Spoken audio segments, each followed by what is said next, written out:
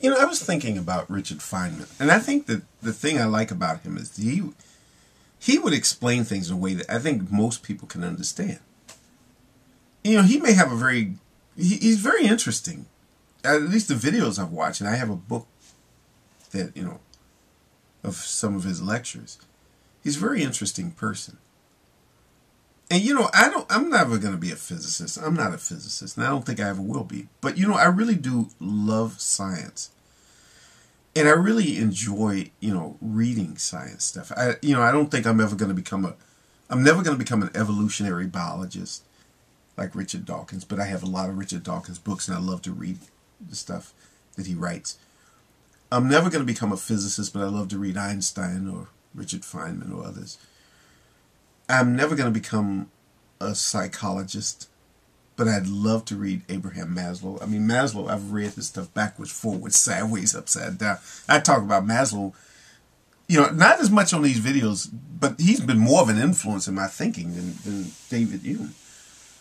You know, in fact, I'm looking at Abraham Maslow's book, Motivation and Personality. This book, by the way, this particular book, you know, if you try to look at this up and see how much it costs, this book, paperback, right now, costs about $100. It's really expensive. You know, all of his other books aren't that expensive. You can get them a lot cheaper. But for some reason, Motivation and Personality is quite expensive. You have to be quite motivated and have a personality to get it. But anyway, that's not the point. The thing is, and that's the one with his famous hierarchy of needs theory in it. Although he talks about that in many of his other books too. I think what's important, though, is this. That, you know, I think it's to me, what I like is to really get into things and to really appreciate the great advances of technology and thinking and science and psychology and even in philosophy, appreciating these things. I think the value of those things is really purely in the appreciation of it. Appreciation of science. I think that's important.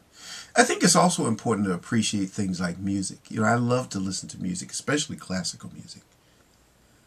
I love the music of Bach and Mozart and things like that. But you know what? I have to also say this. Let me see, since I'm doing my little demonstration thing. I don't know if I have my copy of my, I like a lot of things.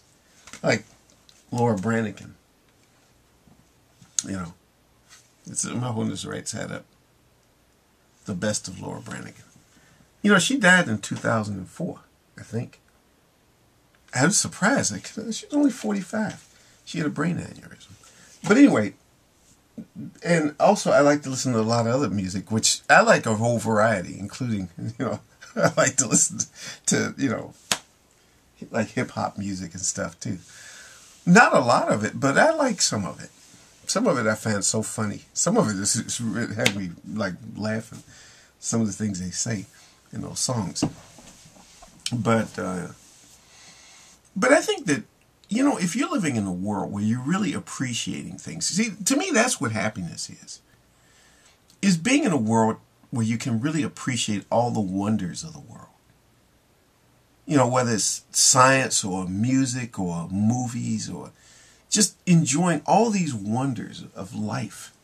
And I think that's why learning things and learning about the universe and learning about the world really has its own value to just learn it, to appreciate those things. It's not always a matter of just being practical. Yeah, there are practical applications to things. But just the sheer enjoyment of things, you know. Just learn it just to enjoy. You have a better appreciation of something when you know something about it. You know, when I listen to the music and I understand something about classical music, you know, sometimes even when it comes to things like food, when you're eating certain foods and you can appreciate things about it, especially when I go places all over the world and I'll eat certain things and I try to understand the history of it and what happened and how this came to be. You know, to get into things not only at the physical level of tasting it and smelling it and whatever, but to understand it intellectually, to understand the history of it, how did this come about and everything else. Those things are just pleasures to know It's just, sometimes just knowing things itself is just a pleasure. You know, to learn things, to discover things, to find out things.